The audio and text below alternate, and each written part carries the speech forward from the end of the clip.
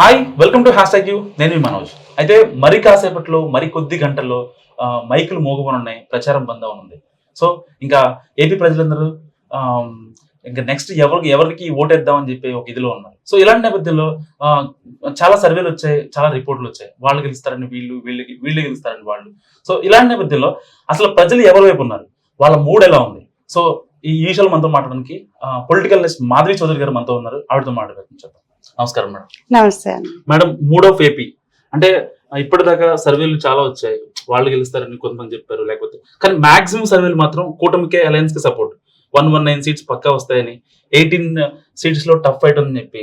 So ఇలాంటి analysis మనం ఇప్పుడు చూసాం. అంటే ఇది ఒక ఇప్పుడు ఈ వీడియో ఎందుకు చేస్తున్నాం అంటే ఇప్పటిదాకా ప్రజలు చాలా మంది ఏంటంటే విసిగి వేసారిపోయారు. ఇన్ని రోజులు మూడు ఎలా ఉంది అలా ఉందని వీళ్ళు రాంగ్ గా పోర్ట్రే చేయటం. సో నిజంగా అసలు వైసీపీకి ప్లస్ ఉందా, టీడీపీకి ప్లస్ ఉందా అంటే ఏమని చెప్తారు? ఇది మనం ఏ లెన్స్ తో చూస్తున్నాం దాన్ని బట్టి వాళ్ళు మాట్లాడుతున్నారు. ఇప్పుడు మనం ఈ కూటమి అనే లెన్స్ పెట్టుకొని చూసాం అనుకోండి, వీళ్ళు చేసిన అభివృద్ధి నుంచి మాట్లాడుతున్నారు. కానీ మనం అదే జగన్ గారి లెన్స్ లోంచి చూసాం అనుకోండి, నేను పంచిన పథకాల నుంచి మాట్లాడుతున్నారు. కానీ ప్రజలైనా ఎవరైనా ఆలోచించాల్సింది ఏంటంటే ఆ పథకాల కింద ఉన్న ఊబి ఎంత, అప్పుల ఊబి ఎంత, దాని మీద కట్టిన మేడ ఎంత స్ట్రాంగ్, అది ఆలోచించాలి. సో సంక్షేమం అనేది ఇద్దరూ చేశారు, కాకపోతే ఈయన సంక్షోభానికి దారితీసే సంక్షేమాన్ని చేస్తున్నారు, ఈయన అభివృద్ధితో ముందుకెళ్లే సంక్షేమాన్ని చేసి ఉన్నారు చంద్రబాబు నాయుడు గారు. సో ఆయన అభివృద్ధికి, ఆయన విజనరీకి పవన్ కళ్యాణ్ గారి ఆలోచన, బీజేపీ సహకారం, ఎందుకంటే కేంద్రంలో నాయకత్వంలో ఉన్న వాళ్ళ సహకారం కలిస్తే డెఫినెట్ గా ఇది స్ట్రాంగ్ ఉంటుంది అని చాలా మంది మాలాంటి వాళ్ళు అనుకుంటున్నారు. బట్ ఇంకా కూడా ఫ్రీ పథకాల మీద ఆ ఇంట్రెస్ట్ అంటే కొంతమంది ఉంటారు. ఇప్పుడు వాళ్ళు ఎంత ఇదిగా ఎంత పెద్ద షాపింగ్ చేసినా, నేను ఆడవాళ్ళ దాని నుంచి మాట్లాడతాను కొద్దిసేపు, ఒక 50,000 పెట్టి పట్టు చీర కొన్నా కూడా వాళ్ళు ఒక 100 రూపాయలు బ్లౌజ్ పీస్ ఫ్రీగా ఇస్తే అదొక ఆనందం వాళ్ళకి. But end of the day ఈ 50,000 పట్టు చీర నిజంగా 50,000 లేదా అసలు దానికి అంత వాల్యూ ఉందా, మనం కట్టేది ఈ బిల్డింగ్ కి దీనిలో రన్ అయ్యేసి అదంతా అనవసరం. అట్లాగా ఈయన ఇచ్చేది ఏంటి అనేది చూసుకుంటున్నారు, కానీ తీసుకునేది ఎంత, లేదా రేపు మనం భవిష్యత్ తరాలకి ఎంత అప్పు ఇస్తున్నాం ఇవాళ మన ఆశ వల్ల, అది చూసుకుంటే అయితే నాకు తెలిసి mood of AP should be align to కూటమి. కానీ రేపటి రోజు మీద ఆలోచన లేకుండా ఈయన జగన్ గారి ఒక మనస్తత్వం ఏంటంటే అభిమానం నుంచి ఒకలాంటి ఉద్రేకాన్ని క్రియేట్ చేస్తారు. ఆ మానసిక సంతుల్యత కోల్పోయి ఉద్రేకానికి లోనయ్యే వాళ్ళు, రేపటి గురించి ఆలోచన లేని వాళ్ళు ఇంకా కొంతమంది డెఫినెట్ గా ఉన్నారు ఇటువైపు. సో వాళ్ళ ఆలోచన ఈ కొన్ని గంటల్లో అయినా సరే ఒకసారి ఆగి, నేను నాకు పుట్టబోయే బిడ్డలకి వాళ్ళకి పుట్టబోయే బిడ్డలకి ఏ రాష్ట్రాన్ని, ఎలాంటి రాష్ట్రాన్ని ఇస్తున్నాను అని ఆలోచిస్తే ఇప్పటికి కూడా లేట్ ఏం కాదు, డెఫినెట్ గా వాళ్ళు రాష్ట్రాన్ని ముందు తీసుకెళ్లే వైపుకి వెళ్తారు.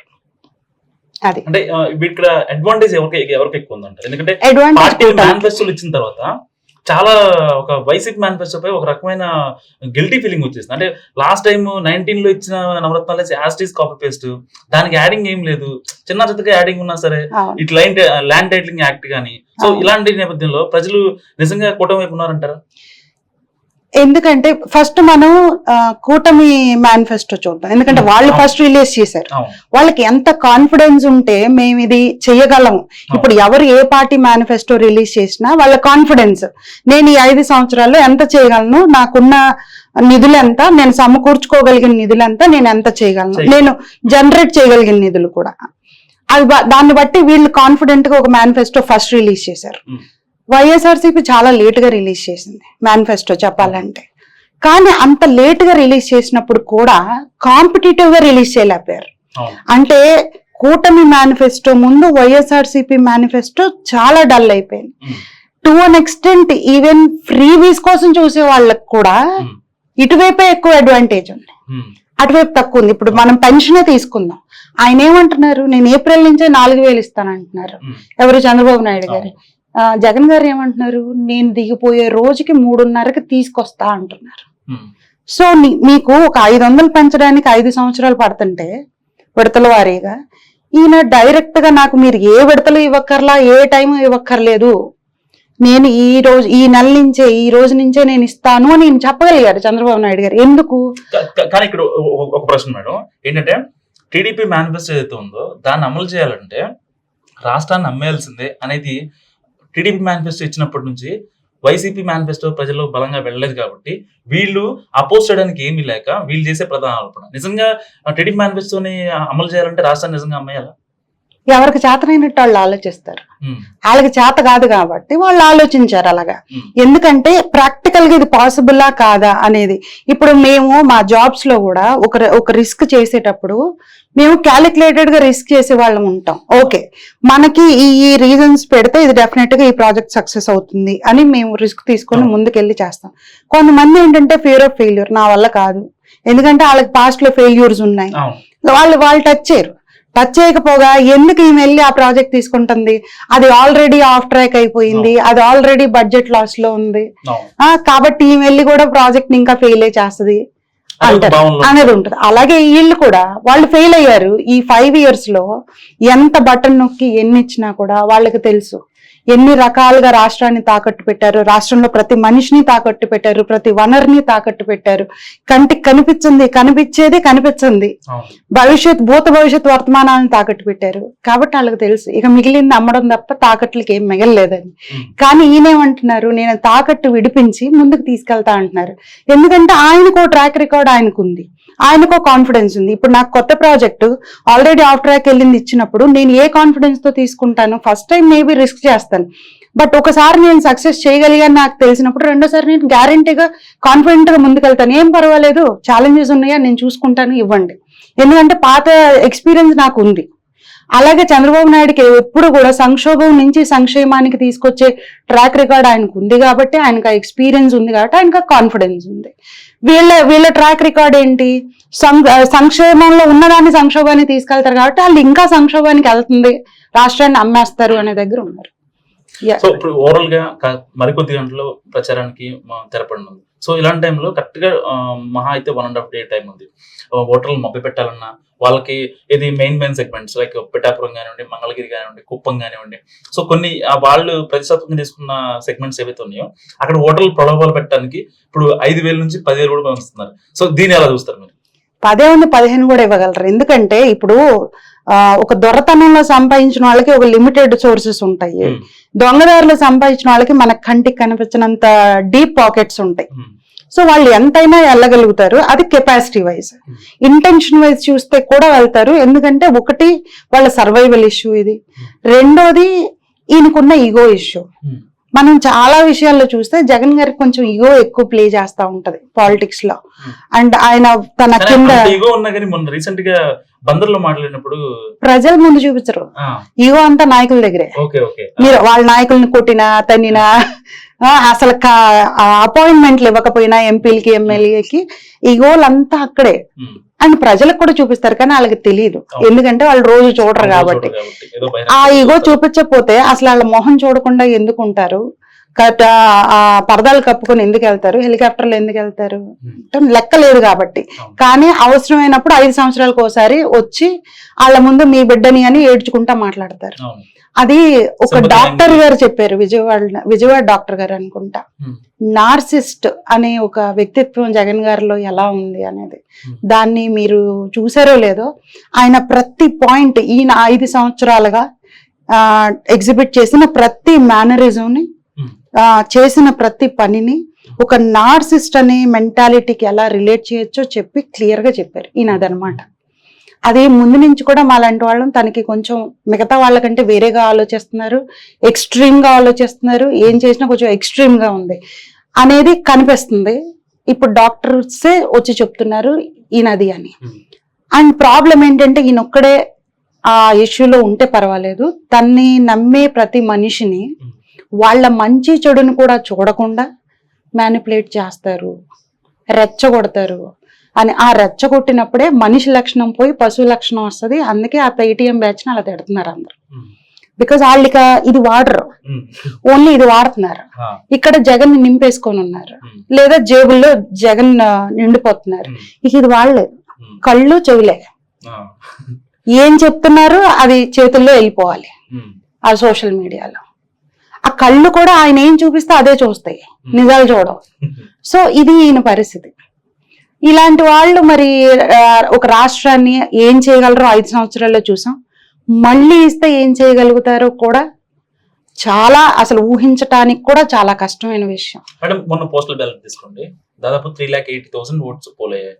సో లాస్ట్ టైం మహా అయితే 1,80,000 మేబీ అప్రాక్స్ 2 lakh. అవును. సో ఇంత సగం పెరగడం కారణం పెరగడానికి కారణం అంటే మీరు ఏ మనిషినైనా సరే నొక్కి పెట్టి తొక్కి పెట్టి అలా ఉంచి వాళ్ళకి మర్యాదలు ఇవ్వకుండా వాళ్ళకి డిఏలు అవి ఇవి అన్ని వదిలేసేయండి. కొద్దిసేపు వాళ్ళకి రావాల్సిన డబ్బులు కానీ లేదా పథకాలు కానీ ఏమైనా వదిలేసేయండి. కనీసం ప్రతి మనిషి కోరుకునేది గౌరవం. ఆ గౌరవం ఆయన ఇచ్చారా?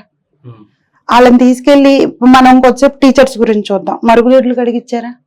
మందు షాపుల దగ్గర నుంచోబెట్టి ఆ లైన్లను కంట్రోల్ చేయొచ్చు. మందులు అమ్మడానికి మందు అమ్మడానికి కంట్రోల్ చేయించారా? అంటే ఒక సమాజంలో మనకి ముగ్గురు చాలా ఇంపార్టెంట్ అని మా చిన్నప్పుడు అయితే చెప్పారు. ఇప్పుడు మరి చెప్తున్నారా లేదా అని నాకు డౌట్ వస్తుంది వీళ్ళని చూస్తుంటే. అంటే ఈయనేమి నాకంటే చిన్న ఆయన కాదులేండి చెప్తున్నా. అంటే అమ్మ, నాన్న, గురువు వీళ్ళు దేవతలతో సమానం అని చెప్పారు. మరి ఏంటి చదువు చెప్పే గురువుల్ని ఏం చేశారు ఈయన? అలాగే సచివాలయం ఉద్యోగులను ఎంత మ్యానిపులేట్ చేశారు. వాళ్ళ యూనియన్ లీడర్షిప్ లోకి వెళ్ళి ఈయన ఎంత అనవసరమైన ఇది క్రియేట్ చేశారు. అంటే ఒక మనిషిని నమ్మలేని పరిస్థితికి తీసుకొచ్చారు. నమ్మితే ఫస్ట్, తర్వాత గౌరవం దగ్గరికి వెళ్దాం. సో వాళ్ళందరూ ఒకలాంటి గౌరవం, ఆత్మగౌరవం కోసం, కనీస ఆత్మగౌరవం కోసం నిలబడాల్సిన పరిస్థితికి తీసుకెళ్ళిపోయారు ఈయన. సో ఆబ్వియస్లీ ఏం చేస్తారు? వెయిట్ చేస్తారు. వెయిట్ చేసి చేసి చేసి టైం వచ్చినప్పుడు వెళ్ళి వాళ్ళ రెస్పాన్స్ చూపిస్తారు. అది ఎందుకంటే మనకి ఆంధ్రాలో అన్ఫార్చునేట్లీ వాక్ స్వాతంత్రం పోయింది కదా. ఇప్పుడు చంద్రబాబు నాయుడు గారు కూడా ఒక టైంలో ఆకస్మిక తనిఖీలు చేసి వాళ్ళని బాగా పని చేయాలని పుష్ చేసినప్పుడు వాక్ స్వాతంత్రం ఉండింది ఇంకా కూడా. సో వాళ్ళ దాన్ని చెప్పగలిగారు. ఇప్పుడు లేదు కదా. రేస్ చేస్తే మానాలు పోతాయో, ప్రాణాలు పోతాయో, ఆస్తులు పోతాయో తెలియని పరిస్థితి. అందుకని వాళ్ళకు దీంతో సమాధానం చెప్పారు. వైఎస్ వివేక హత్య కేసు కడపలో అసలు ఇటు రాయలసీమ మొత్తంలో ఇటు చంద్రబాబు కానివ్వండి, ఇటు పవన్ కళ్యాణ్ కానివ్వండి గట్టిగా ఎదుగుతున్నారు. పర్టికులర్ రాయలసీమలో పులివెందుల, కడప ఈ ఏరియాలో ఇటు షర్మిల కూడా జనాలు చాలా బలంగా తీసుకెళ్తున్నారు. వివేకాన్ని హత్య చేసిన వాళ్ళకి ఓటేస్తారా, ఆయన మళ్ళీ గెలిపిస్తారా అని చెప్పి గట్టిగా వెళ్తున్నారు. ఈ ఓవరాల్ గా ఏపీ పాలిటిక్స్ పై వివేక ఇష్యూ ఎఫెక్ట్ ఏ విధంగా ఉంటుందంటారు? ఓవరాల్ గా ఉంటుందా అంటే ఉండొచ్చు. అంటే ఒక single-digit% ఉండొచ్చు ఓవరాల్ గా. కానీ బట్ కడప అటు సైడ్ మాత్రం డెఫినెట్ గా ఉంటుంది అని నేను అనుకుంటున్నాను. అంటే మన ఇంటి ఆడబిడ్డ వచ్చి మన ముందు కళ్ళనీళ్లు పెట్టుకుంటుంది, ఒక న్యాయం కోసం అడుగుతుంది. ఆవిడ ఎప్పుడు కూడా ఇది న్యాయ పోరాటం అని చెప్తున్నారు. ఆవిడెప్పుడు ఇది నా ఇంటి పోరాటం లేదా ఇది అనట్లేదు, న్యాయ పోరాటం. ఈ కడప కోసం కూడా పోరాటం. నేను చిన్నప్పుడు చూసిన ఒక ప్రాణాలు తీసే ఫ్యాక్షనిజం మళ్ళీ రాకుండా ఉండడం కోసం నేను నా వంతు నేను చేస్తున్నాను అని. అవును, సునీత గారు అయితే అసలు చాలా క్లియర్ గా చెప్తున్నారు. ఆ ఫ్యాక్షనిజం ఆ రోజులు రాకూడదు అని వస్తున్నాను అని. సో వాళ్ళు ఎంత కోర్టులకు వెళ్ళి వాళ్ళ నోరు నొక్కాలని చూసినా కూడా చెల్లెళ్ళు ఇద్దరు ఏ స్టేజ్కి వెళ్ళిపోయారంటే ఈరోజు మీరు నోరు నొక్కేసినా, కేసులు పెట్టినా, ఏమైనా సరే మేము కడప ప్రజల ప్రతి గుండెని తడతాం, ప్రతి ఇంటి తలుపుని తడతాం అని చాలా గట్టి నిర్ణయంతో ఉన్నారు. కాబట్టి ఆ ఏరియాలో మాత్రం డెఫినెట్ గా ఒక ఇంపాక్ట్ ఉంటుంది. వివేకానంద రెడ్డి గారి కేసు అసలు ఇంత దూరం ఎందుకు జగన్ రెడ్డి గారు దాన్ని డ్రాగ్ చేశారు అని బాధపడే రోజులు వస్తాయి. ఆయనే బాధపడతారు. సో ఏపీ రాజకీయాల్లో అయితే కూటమి 80% గెలుస్తుంది అంటున్నారు మీరు. సో తెలంగాణ రాజకీయాలు ఒకసారి వద్దాం. అయితే ఇక్కడ ఇప్పుడు బీఆర్ఎస్ చతికిల పడిందని చెప్పాలి వాస్తవానికి. ఎందుకంటే అసెంబ్లీ ఎన్నికల తర్వాత అసలు కనీసం అలా ఉనికిని చాటుకునే ప్రయత్నం కూడా చేయట్లేదు. మా ప్రజల్లో ఉన్నప్పటికీ కూడా ఆ రెస్పాన్స్ అనేది ప్రజల నుంచి రావట్లేదు. ఇటు మొత్తం ఓవరాల్ గా చూసుకుంటే రేవంత్ వేవ్ నడుస్తుంది. సో అంటే ఎవరికి ఎక్కువ గెలుపు అవకాశాలు ఉన్నాయంట? యాక్చువల్ గా అయితే రేవంత్ రెడ్డి గారికి 1-sided గా ఉండేవి ఇన్ఫాక్ట్ చెప్పాలంటే. బట్ కొన్ని ఎలా ఉన్నాయంటే ఆయన ఊహించిన దానికంటే ఎంతో అవినీతి చేసింది కాబట్టి ముందు ప్రభుత్వం, ఆ అవినీతి ఏదో ఒక స్ట్రింగ్ లాగితే ఇంకా ఇంకా ఇంకా లోపలికి వెళ్ళి ఆయన టైం ఎఫర్ట్స్ కొంచెం అటు సైడ్ వెళ్ళిపోయింది. అంటే ప్రజలకి ఆయన చేసిన హామీలన్నీ నెరవేరడానికి కూడా ఎక్కడికక్కడ అడ్డంకులు. ఇప్పుడు మొన్న రైతు బీమా గురించి ఆయన ఒక టీవీ ఇంటర్వ్యూలో క్లారిటీ ఇచ్చినప్పుడు, నేను అండర్ 5 acres ఇవ్వగలిగాను, ఆ తర్వాత ఇవ్వలేకపోయాను ఎందుకంటే నేను ఊహించినన్ని అప్పులు ఉన్నాయి, నేను దాన్ని అప్పులు కట్టాల్సి వచ్చింది అని. సో అలా ఏంటంటే ఆయన అనుకున్న దానికంటే ఎక్కువ అవినీతి జరిగింది. సో మనం ఇప్పుడు ఏమనుకుంటాం, ఇప్పుడు నేను సపోజ్ ఒక ప్రాపర్టీని ఒక చేతిలోంచి నేను తీసుకోవాలనుకున్నప్పుడు ఈ ప్రాపర్టీలో ఏమేమి ఉన్నాయి, ఎంత అప్పులు ఉన్నాయి, ఎంత ఆస్తులు ఉన్నాయి, దాని విలువ ఎంత, దాన్ని ఒక ఐడియాతో వెళ్తాను. సో అకార్డింగ్లీ ఈ వీళ్ళు కూడా ప్రతిసారి మేనిఫెస్టో చేసేటప్పుడు మన నిధులెంత, నిలువలెంత, అప్పులెంత, వాటితో పట్టుకొని మనం ఎంత చేయగలం అనే దానిలో వెళ్తారు. నాకు అర్థమైనంత వరకు కాంగ్రెస్ పార్టీ కానీ రేవంత్ రెడ్డి గారు కానీ అంత అవినీతి కూరుకుపోయిందని వాళ్ళకి, అంటే వాళ్ళు డెఫినెట్ గా సగం పైగా ఊహించుంటారు, కానీ ఇంకా కూడా ఉంది. ఆ 100 రోజుల్లో ఆయన నేను ఈ డైరెక్షన్ లో ఇంత దూరం పరిగెత్తగలను అనుకుంటే ఆయనకి వెనక ఎన్ని బండరాళ్ళు ఉన్నాయో ఆయన ఊహించిన దానికంటే ఎక్కువ ఉన్నాయి. సో స్ప్రింట్ చేయలేకపోయారు అని నేను అనుకుంటాను. దానివల్ల ఎక్కడో కొంచెం మన కేసీఆర్ గారు పాదరసం కదా, అసలు ఇట్లా జారిపోతారు కదా. సో ఆయన మళ్ళీ కూడా కొంచెం లైట్ గా రీగెయిన్ చేయడానికి ఆ టైం యూజ్ అయింది.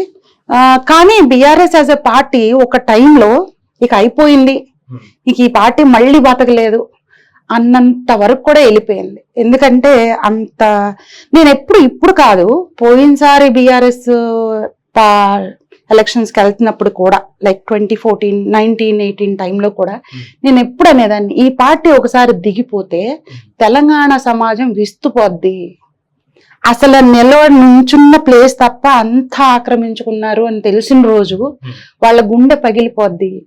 మాకు కావాలి అని తీసుకున్న ఈ సామ్రాజ్యాన్ని, ఎంతో కష్టపడి తెచ్చుకున్న ఈ ఇండిపెండెన్స్ ని దొంగ చేతిలో పెట్టాము అని తెలుసుకున్న రోజు వాళ్ళు చాలా ఇదవుతారు అని.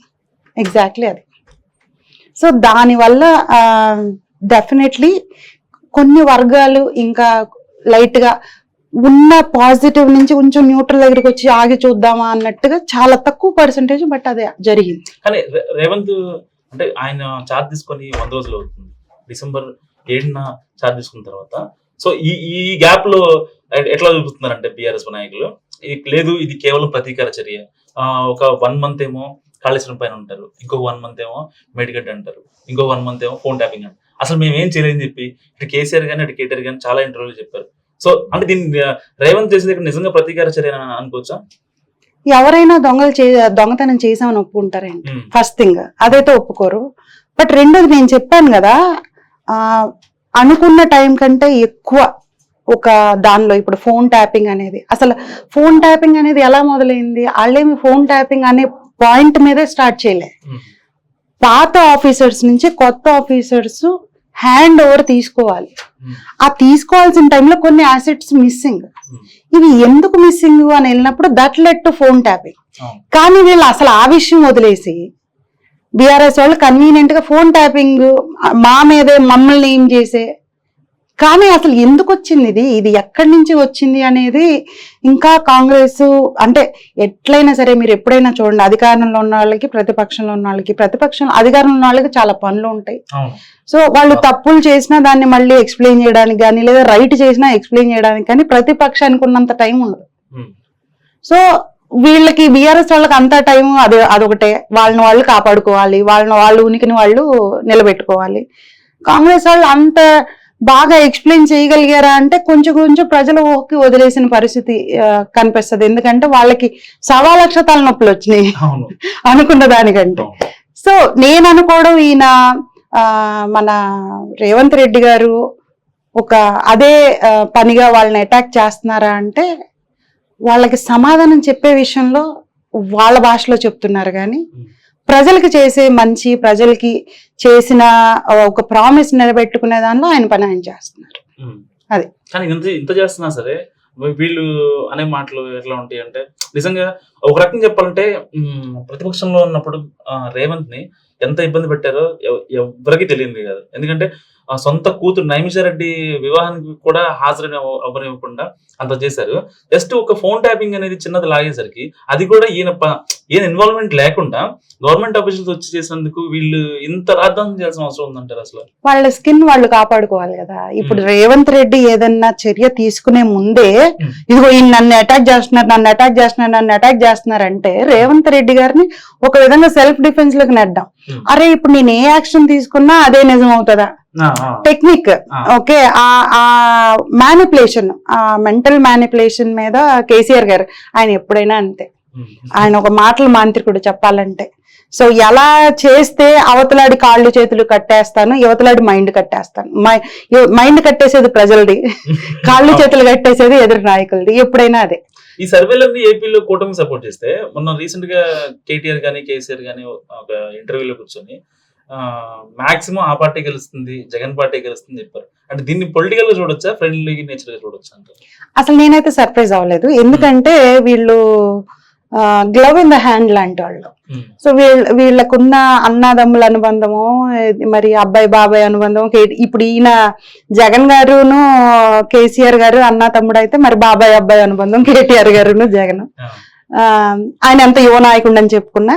సో అది చూస్తే వాళ్ళది పైకి కనిపించేదేమో ఒక స్నేహపూరితమైన బంధంలా కనపడుతుంది, కానీ లోపల ఒక లోపాయికారి ఒప్పందం. దొంగలు ఊళ్ళు పంచుకున్నట్టు, నువ్వు ఈ రాష్ట్రాన్ని తిని నేను ఆ రాష్ట్రాన్ని తినాక నువ్వు నన్ను అడగద్దు, నేను నిన్ను అడగను. ఇది కేటీఆర్ విషయానికి వచ్చినా సరే, మెగా ఫ్యామిలీ కానివ్వండి, అల్లు అర్జున్ ఫ్యామిలీకి కానీ, వాళ్ళ ప్రీలీజ్ ఈవెంట్లకి, వాళ్ళ ప్రమోషన్స్ కి వెళ్ళి కూడా అక్కడికి వెళ్ళి పవన్ కళ్యాణ్ కొడతారు.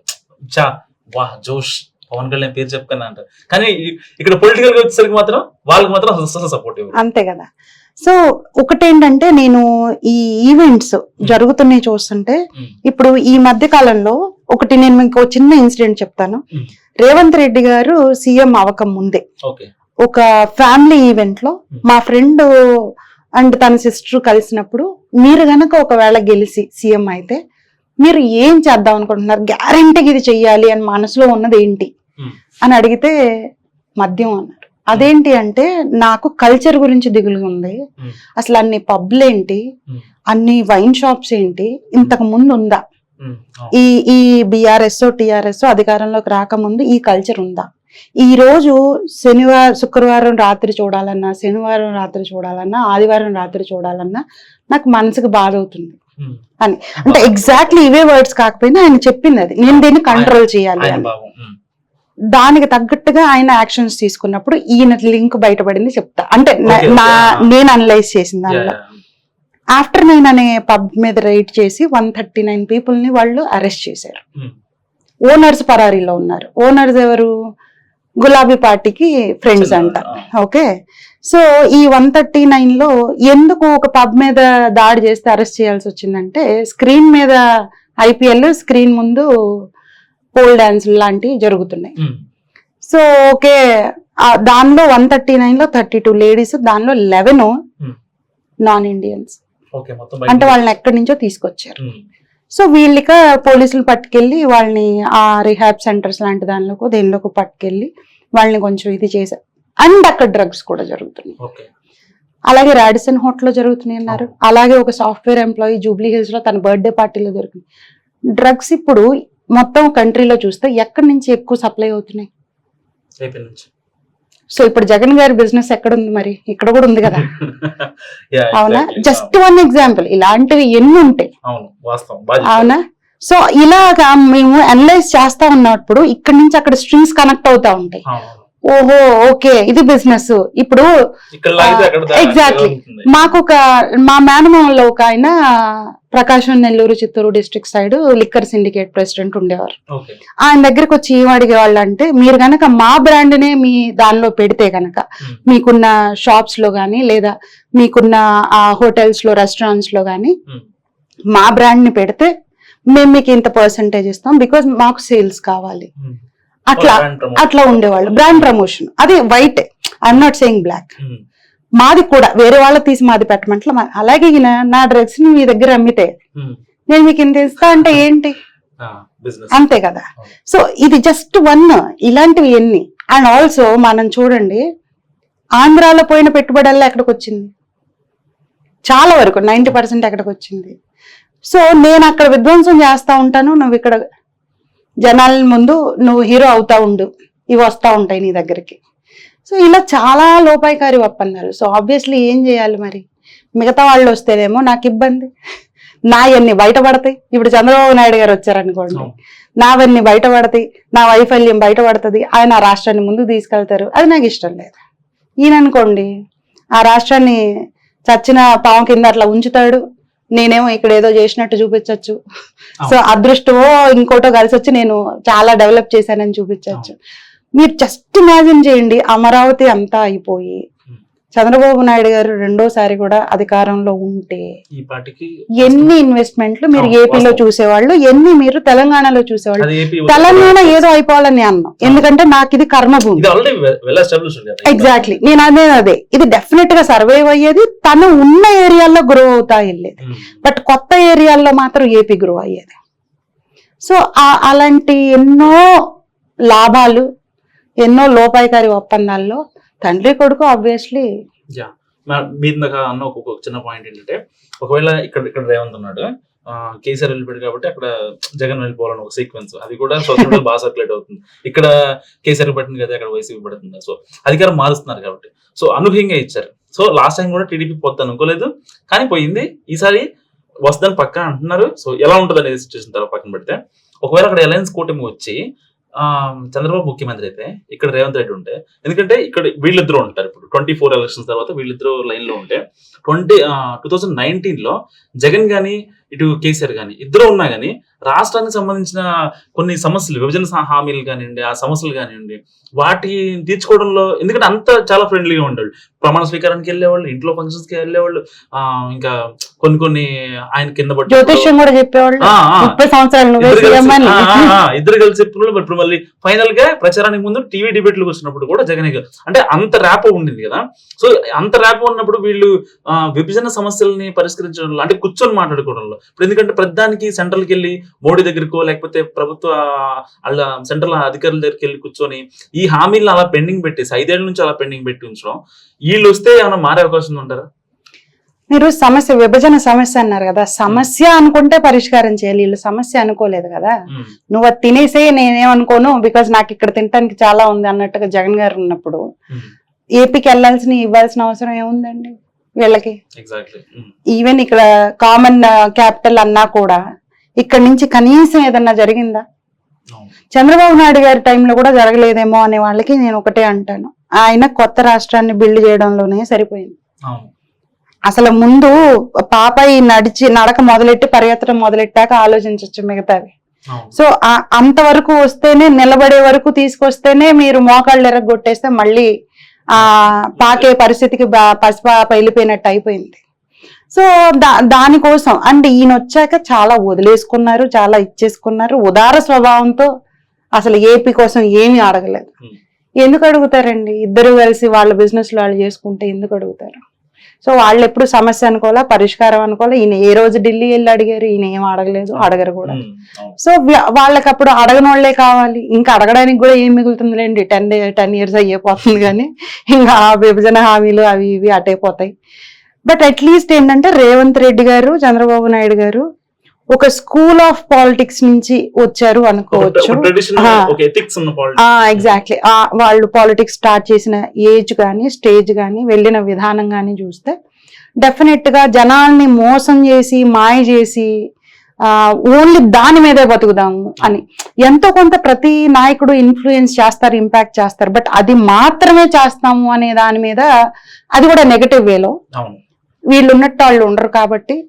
అండ్ రేవంత్ రెడ్డి గారు ఈ రోజు వరకు ఆయన పోకడ చూస్తే మనం ఈవెన్ మోడీ గారితో గాని ఆ సత్సంబంధాలు, ఆయన ఒకటే అంటున్నారు ఏంటి, ఇక్కడ పార్టీలు కాదు, ఒక రాష్ట్రం ఒక కేంద్రంతో ఒక సత్సంబంధాలతో పనిచేయాలి అని. అలాగే పక్క రాష్ట్రాలతో కూడా సత్సంబంధాలతో పనిచేయడానికి ఆయనకి ఆ మైండ్ సెట్ అనేది ఉంటది అని చంద్రబాబు నాయుడు గారు ఎప్పుడు కూడా తనదేదో తనది కానీ అవతల నాశనం అయిపోవాలనుకున్నది ఆయన చూపించలేదు. ఇప్పుడు మీరు చూడండి 2047 విజన్ తీసుకున్నా, ఏది తీసుకున్నా ఆయన ఏమంటారు, India going to be the leader, global leader and Telugu people should be the standing in the front line of this development. అంటే మన ఇండియా మొత్తం ప్రపంచంలో ముందుకు వెళ్ళబోతుంటే దాన్ని ముందుకు తీసుకెళ్లేవాడు, అందరికంటే ముందు ఉండేవాడు తెలుగుడు అయి ఉండాలి అంటారు. కానీ పక్కనున్న తమిళోళ్ళు ఇదైపోవాలి, కర్ణాటక వాళ్ళు అదైపోవాలి, ఆ మాట ఎప్పుడు మాట్లాడరు. సో దాన్ని బట్టి వాళ్ళిద్దరి ఒక కామన్ మైండ్ సెట్ ఇంకా చాలా ఉండొచ్చు, బట్ కామన్ ట్రేట్స్ మనం కలిపి చూసినప్పుడు డెఫినెట్ గా వీళ్ళిద్దరి గవర్నెన్స్ కలిసినప్పుడు మనం ఇక్కడ గ్రోత్ అక్కడ గ్రోత్ చూస్తాం అని. సో ఇది మాధవి గారి అనాలిసిస్. చూసి ఉండండి. #. Thank you.